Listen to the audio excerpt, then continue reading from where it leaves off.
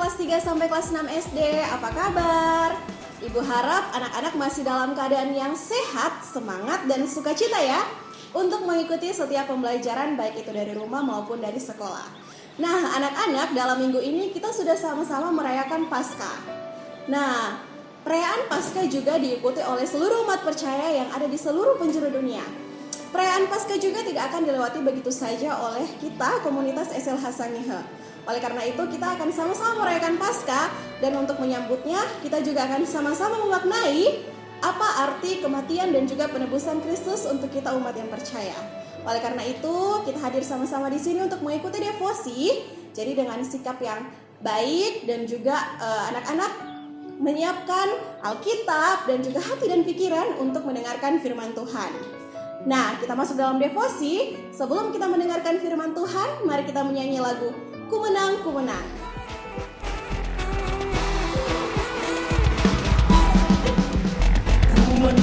Ku menang bersama Yesus Tuhan. Ku menang di dalam peperangan. Ku menang atas segala setan. Haleluya, haleluya, ku menang. Haleluya, dia bangkit. Haleluya, dia hidup. Haleluya, dia naik.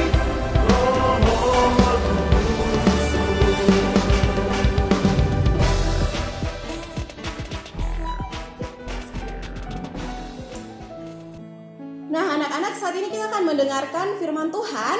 Oleh karena itu, kita minta kekuatan dari Tuhan lewat doa. Kita berdoa.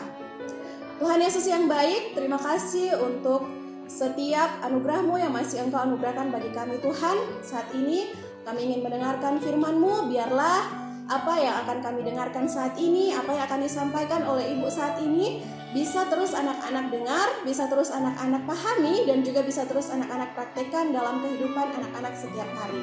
Tuhan berkati kami dalam memaknai apa makna dari kematian dan juga kebangkitan-Mu untuk kami umat yang percaya. Ini kami Tuhan Yesus, kami sambut firman-Mu. Amin. Nah, anak-anak, kali ini kita akan membaca firman Tuhan yang terambil dari Matius 21 ayat 33 sampai 46. Sekali lagi, Matius 21 ayat 33 sampai 46. Silakan cari di Alkitabnya masing-masing. Jika sudah mendapatkan, kita akan bacanya secara bersama-sama. Ibu Regina akan baca di sini dan anak-anak akan membaca di tempat anak-anak masing-masing.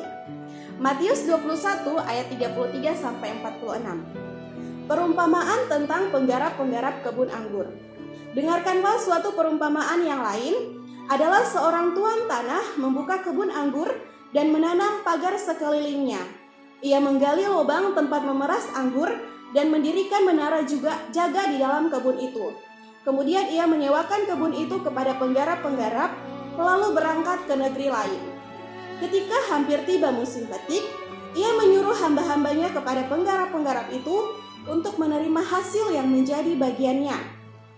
Tetapi penggarap-penggarap itu menangkap hamba-hambanya itu, mereka memukul yang seorang, membunuh yang lain, dan melempari yang lain pula dengan batu. Kemudian tuan itu menyuruh pula hamba-hamba yang lain, lebih banyak daripada yang semula, tetapi mereka pun diperlakukan sama seperti kawan-kawan mereka. Akhirnya ia menyuruh anaknya kepada mereka, katanya, anakku akan mereka segani. Tetapi ketika penggarap-penggarap itu melihat anaknya itu, mereka berkata seorang kepada yang lain, ia adalah ahli waris, mari kita bunuh dia, supaya warisannya menjadi milik kita. Mereka menangkapnya dan melemparkannya keluar kebun anggur itu, lalu membunuhnya. Maka apabila tuan kebun anggur itu datang, apakah yang akan dilakukannya dengan penggarap-penggarap itu? Kata mereka kepadanya, ia akan membinasakan orang-orang jahat itu, dan kebun anggurnya akan disewakannya kepada penggarap-penggarap lain, yang akan menyerahkan hasilnya kepadanya pada waktunya. Kata Yesus kepada mereka, belum pernahkah kamu baca dalam kitab suci, batu yang dibuang oleh tukang-tukang bangunan telah menjadi batu penjuru? Hal itu terjadi dari pihak Tuhan, suatu perbuatan ajaib di mata kita. Sebab itu, aku berkata kepadamu, bahwa kerajaan Allah akan diambil daripadamu dan akan diberikan kepada suatu bangsa yang akan menghasilkan buah kerajaan itu. Dan barang siapa jatuh ke atas batu itu, ia akan hancur, dan barang siapa ditimpa batu itu, ia akan remuk. Ketika imam-imam kepala dan orang-orang Farisi mendengar perumpamaan-perumpamaan Yesus, mereka mengerti bahwa merekalah yang dimaksudkannya. Dan mereka berusaha untuk menangkap dia, tetapi mereka takut kepada orang banyak, karena orang banyak itu menganggap dia nabi. Baik, sedemikian jauh batas pembacaan Alkitab kita yang telah kita baca. Saat ini kita akan mendengarkan perenungan mengenai makna dari bacaan yang telah kita baca tadi. Nah, anak-anak, untuk mengawali perenungan kita, Ibu mau bertanya satu hal. Apakah ada di antara anak-anak yang ingin menderita? Iya, pasti anak-anak langsung menjawab, tidak, begitu ya. Tidak ada di antara kita yang ingin menderita. Nah, tapi ada satu sosok, satu tokoh yang rela menderita. Siapakah itu? Ada yang tahu? Ya, pasti anak-anak langsung menjawab di tempat masing-masing, Tuhan Yesus. Iya, Tuhan Yesus adalah sosok yang rela menderita bagi kita, umat percayanya. Nah, dari pembacaan yang sudah kita baca ini, di situ ada sebuah perumpamaan tentang kebun anggur dan juga penggarap-penggarap kebun anggur. Nah, dari perumpamaan ini, mungkin anak-anak bertanya, apa ya hubungannya dengan perayaan Paskah yang akan kita ikuti bersama? Nah, anak-anak, dari cerita kebun anggur ini dan juga penggarap-penggarapnya, jadi ada sebuah cerita di mana ada seorang pemilik kebun anggur yang menyewakan kebun anggurnya kepada penggarap-penggarap. Nah, anak-anak, ada yang tahu apa penggarap-penggarap itu?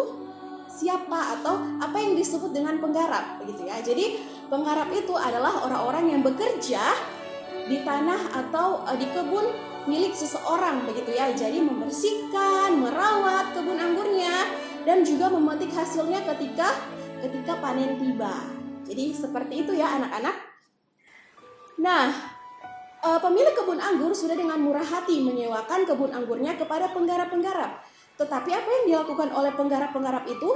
Mereka saat tiba waktunya panen, gitu ya, saat hamba-hamba atau suruhan dari pemilik kebun anggurnya itu datang untuk mengambil hasilnya, mereka malah dibunuh, mereka malah disiksa, dan mereka menderita.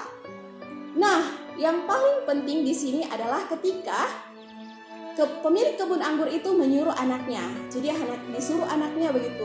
Sepertinya anakku ini akan disegani, seperti di ayat yang sudah kita baca tadi. Nah, tetapi ketika anaknya pergi, anaknya juga dibunuh. Nah, apa hubungan perumpamaan ini terhadap Paskah atau kematian dan juga kebangkitan yang sudah kita rayakan bersama-sama di minggu ini?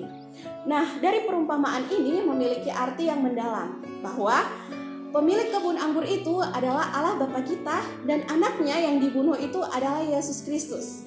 Nah, dari sini kita melihat siapakah yang membunuh atau penggarap-penggarap yang membunuh anaknya, yang dimaksudkan yaitu anak dari pemilik kebun anggur yang kita pahami sebagai anak dari Allah Bapa, yaitu Yesus Kristus, begitu ya. Jadi penggarap-penggarap yang membunuh anaknya yang pemilik kebun anggur itu dikatakan adalah orang-orang yang jahat, yaitu pemimpin agama Yahudi, yaitu orang Farisi dan imam kepala yang menolak Yesus. Nah, sebenarnya melalui cerita perumpamaan ini Tuhan Yesus hendak mengatakan bahwa ia akan mengalami penderitaan seperti yang dirasakan atau yang dialami oleh anak pemilik kebun anggur itu. Nah, Tuhan Yesus sendiri adalah utusan Allah ke dunia untuk membawa manusia berdamai dengan Allah. Namun ketika Tuhan Yesus itu datang ke dunia, para orang Farisi dan imam kepala sangat membenci Yesus dan mereka bahkan merencanakan untuk membunuh Yesus. Nah, Yesus akan mengalami penderitaan yang luar biasa, kemudian ia bahkan akan mati di kayu salib. Namun hal itu akan terjadi padahal Tuhan Yesus sendiri tidak berbuat salah apa-apa, begitu ya. Jadi ketika Tuhan Yesus hendak datang ke dunia, apakah ia tidak tahu bahwa ia akan menderita? Sudah pasti ia sudah tahu bahwa ia akan menderita. Nah, anak-anak, walaupun Tuhan Yesus sudah tahu bahwa ia akan menderita, tapi ia tetap datang ke dunia untuk menyelamatkan kita semua, untuk menyelamatkan ibu, untuk menyelamatkan anak-anak dari dosa dan juga kesalahan yang telah kita lakukan. Nah, oleh karena itu, ketika Tuhan Yesus sudah rela menderita untuk kita, apa yang seharusnya kita lakukan?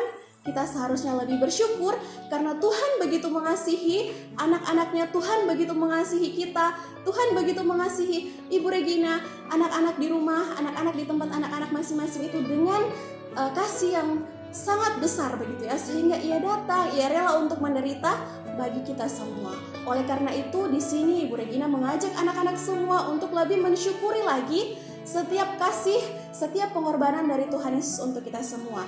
Jadi ia rela menderita untuk kita semua. Oleh karena itu, mari Ibu Regina ajak anak-anak untuk terus melakukan kebaikan, untuk terus menjadi anak-anak yang taat, anak-anak yang setia, karena kita bersyukur. Walaupun Tuhan Yesus sudah tahu ya ia akan menderita, tapi ia tetap datang karena ia begitu mengasihi kita semua, sehingga dia rela mati di kayu salib. Baik, Ibu harap firman Tuhan di saat ini bisa mengingatkan kita kembali mengenai betapa besar kasih Yesus kepada kita anak-anaknya, sehingga kita perlu untuk mensyukuri setiap apa yang Tuhan Yesus berikan, setiap apa yang Tuhan Yesus korbankan bagi kita umatnya. Mari kita berdoa. Tuhan Yesus, terima kasih untuk firman-Mu yang masih mengingatkan kami betapa besar Engkau mengasihi kami Tuhan, sehingga Engkau rela datang ke dunia, menderita, kemudian mati disalibkan, dan bangkit. Tuhan Yesus, kami bersyukur untuk setiap kasih dan pengorbanan-Mu kepada kami. Untuk itu ajar kami Tuhan untuk menjadi anak-anak yang taat, anak-anak yang dengar-dengaran, dan anak-anak yang mau melakukan apa yang Engkau kehendaki.